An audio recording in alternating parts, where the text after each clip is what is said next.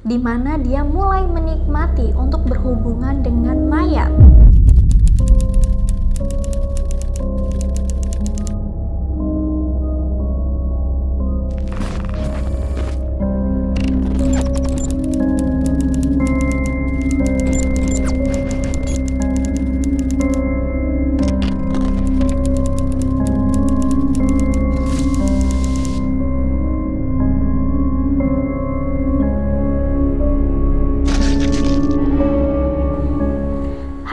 Balik lagi sama Fanny di sini, and welcome back to our channel Kena Mental. Kali ini aku akan membawakan sebuah kasus dari Jepang, yaitu kasus dari Genzo Kurita. Genzo Kurita ini merupakan seorang pemberantai dan juga seorang nekrofilia. Nah, yang baru tahu, nekrofilia adalah kelainan seksual yang menyebabkan pengidapnya ini menikmati berhubungan seksual dengan mayat. Sebelumnya aku juga udah pernah bahas kasus serupa. Kalian bisa cek videonya nanti. Oke, nggak usah berlama-lama, kita langsung masuk ke ceritanya.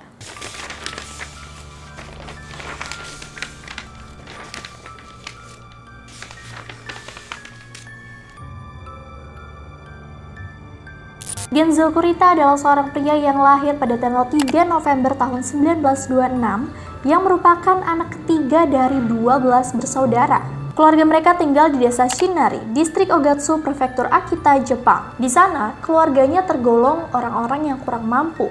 Ayahnya sendiri bekerja sebagai nelayan sungai yang kondisi kesehatannya ini semakin lama semakin memburuk. Jadi, ibunya ini membantu keuangan keluarganya dan ikut bekerja juga.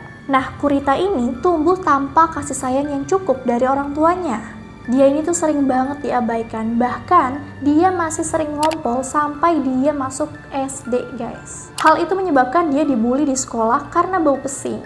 Demi membantu keuangan keluarganya, Kurita ini akhirnya putus sekolah ketika dia masih duduk di kelas 3 SD. Dia bantuin orang tuanya dengan bekerja sebagai pembantu di salah satu peternakan yang ada di sana. Tapi dia ini tuh dibenci dan diusir dari sana karena kebiasaan mengompolnya itu. Nah, dari situ dia terus pindah-pindah tempat kerja sampai 10 kali dalam 1 tahun.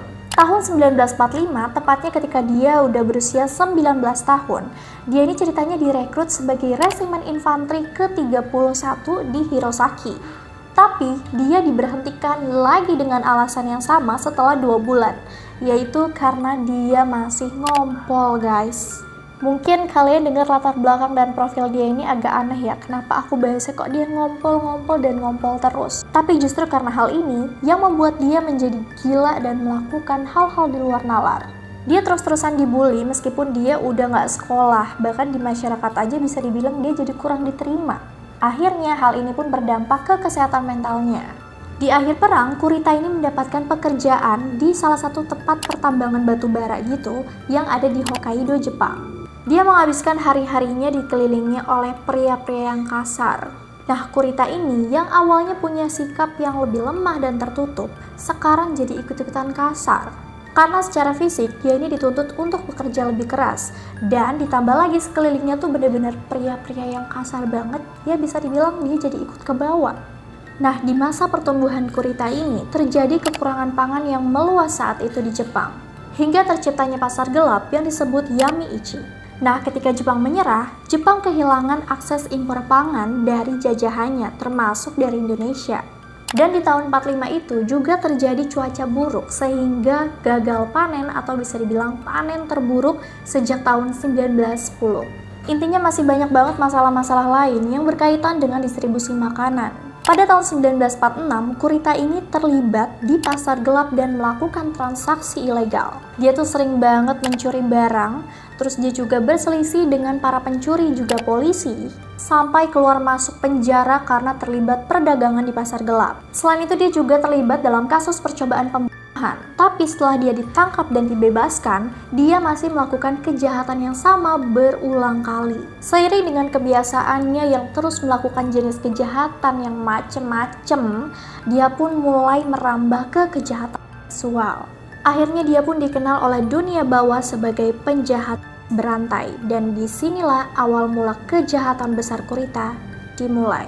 Pada usia 22 tahun, karena kesuksesannya di dalam pasar gelap, dia pun udah mulai punya banyak uang nih ceritanya. Sampai dia ini berani berpacaran dengan dua wanita sekaligus dan menjanjikan akan menikahi mereka. Kurita pun melakukan hubungan seksual dengan salah satu wanita tersebut. Tapi karena terus-terusan ditanyain tentang pernikahannya gimana nih, dia pun mulai kesal. Sehingga dia memutuskan untuk dan wanita pertama. Setelah itu Kurita ini ceritanya curhat nih ke pacar satunya. Dan pacarnya ini menyarankan untuk Kurita menyerahkan diri ke polisi. Tapi bukannya dia nurut sama permintaan pacarnya, justru pacar keduanya ini malah dibunuh juga guys. Setelah membunuhnya, dia melakukan pelecehan dan berhubungan dengan mayat pacarnya itu. Sebelum akhirnya dia pun menguburkan kedua pacarnya ini di pantai Numazu, Shizuoka. Nah, mulai dari sini gejala nekrofilia ini tuh muncul guys, dimana dia mulai menikmati untuk berhubungan dengan mayat. Pada bulan Agustus tahun 1951, tepatnya di prefektur Tochigi, si Kurita ini ceritanya lagi menjelajahi desa untuk membobol rumah dan mencuri barang-barang yang ada di rumah tersebut. Sampai akhirnya dia menemukan sebuah rumah yang hanya berisi seorang ibu berusia 24 tahun bersama bayinya yang kondisinya dua-duanya tuh lagi tertidur. Dia pun langsung memutuskan untuk menerobos masuk dan memperkosa ibunya di samping bayinya. Gilanya, setelah dia puas menyalurkan hasratnya, ibu tersebut pun dicekik sampai tewas. Dan di situ dia memutuskan untuk berhubungan lagi dengan mayat si ibu tadi, guys. Baru setelah itu dia pun mulai mencuri barang-barang yang ada di rumah itu. Dan anehnya, dia ini mengubur barang-barang tertentu yang berasal dari dapur ke taman yang ada di rumah tersebut.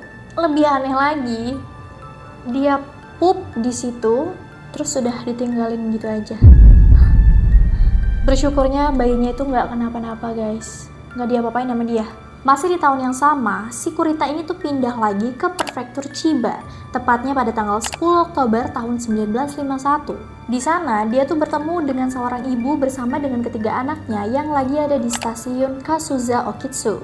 Kondisinya, si ibu ini tuh lagi mencari suaminya, di mana hari itu ternyata terjadi pertengkaran sampai akhirnya mereka ini memutuskan untuk berpisah. Nah, pas ketemu sama keluarga ini, nggak tahu gimana ceritanya, Kurita ini berhasil bawa keluarga ini ke salah satu tebing yang ada di Chiba yang bernama Osen Korogashi. Di sini kejadian gila pun dimulai kembali. Di sana, Kurita berusaha untuk memperkaos ibunya. Dan anak pertama sama anak keduanya ini yang perempuan sama laki-laki berusaha untuk menyelamatkan ibunya dan menghalangi Kurita. Tapi entah apa yang ada di pikiran Kurita, dia pun ngelempar kedua anak tadi ke tebing guys. Setelah itu dia pun memperkaos ibunya dengan kondisi ibunya tuh masih ngegendong anak yang satunya tuh yang paling kecil di punggungnya. Gilanya lagi, setelah itu mereka berdua pun dilempar juga ke tebing. Tapi waktu si ibu sama anaknya itu udah dilempar nih ke tebing, ternyata mereka tuh nggak nyampe jatuh ke dasar gitu guys, kayak masih nyangkut mungkin ya. Dan kondisinya pun masih hidup. Saat itu Kurita tahu dan dia langsung ngambil batu gede gitu. Aduh, gila sih ini. Terus langsung dilempar gitu aja ke arah mereka. Dengan tujuan supaya mereka jatuh dan mati.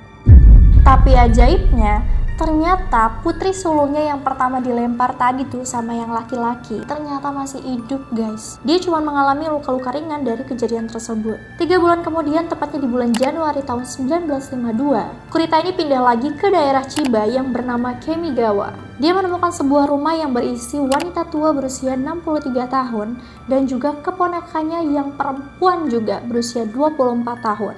Kurita pun langsung menerobos masuk dan menangkap mereka berdua terus diikat. Gak lama Kurita pun langsung menikah wanita tua itu dengan pisau dapur. Terus dia juga menikah perempuan satunya sampai mereka berdua pun tewas di tangan Kurita. Di sini lagi-lagi dia menyetubuhi mayat korbannya.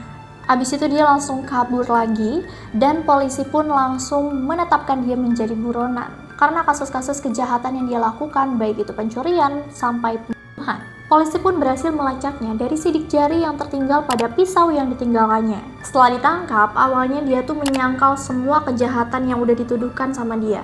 Tapi ujung-ujungnya dia pun jujur dan cerita semuanya tentang apa yang udah dia lakuin. Pada tahun 1952, dia pun dijatuhi hukuman mati atas pembunuhan yang dia lakukan terhadap wanita tua berusia 63 tahun tadi sama keponakan perempuannya. Tapi pada tahun 1953, dia juga dijatuhi hukuman mati sekali lagi oleh pengadilan yang ada di Utsunomiya atas kasus pembunuhan lain yang dia lakukan.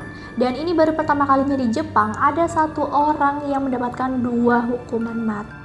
Tadinya Kurita ini sempat ngajuin banding, tapi nggak tahu kenapa dicabut lagi sama dia. Dia pun dikirim ke penjara Miyagi dan menunggu waktu untuk eksekusi matinya. Mamam. Dari situ dia balik lagi nih ke kepribadian lamanya dia ini yang lebih tertutup, lebih pendiam, dan juga suka ngompol. Dia juga udah mulai makin depresi dan akhirnya suka mecah-mecahin kaca terus melukai dirinya sendiri gitu. Sambil berteriak, dia nggak mau mati. Saya tidak mau mati. Ya, tapi Anda terlambat untuk bertobat. Dan akhirnya Genzo Kurita pun dihukum mati dengan cara digantung pada 14 Oktober tahun 1959 di usianya yang 32 tahun. Oke, mungkin segitu aja cerita kali ini yang bisa kita ambil hikmahnya. Salah satunya adalah jangan pernah mencoba untuk melakukan kejahatan sekecil apapun. Sebenarnya banyak banget kasus-kasus nekrofilia, bahkan di Indonesia pun ada. Apa kalian mau aku bahas kasus nekrofilia lainnya? Boleh komen di bawah. Terima kasih buat kalian yang udah nonton video ini sampai selesai, semoga kalian suka. Jangan lupa untuk tinggalin like-nya, juga klik subscribe, nyalain juga lonceng notifikasinya supaya kalian gak ketinggalan video terbaru dari kita. Fanny pamit undur diri and see you in another video. Bye-bye.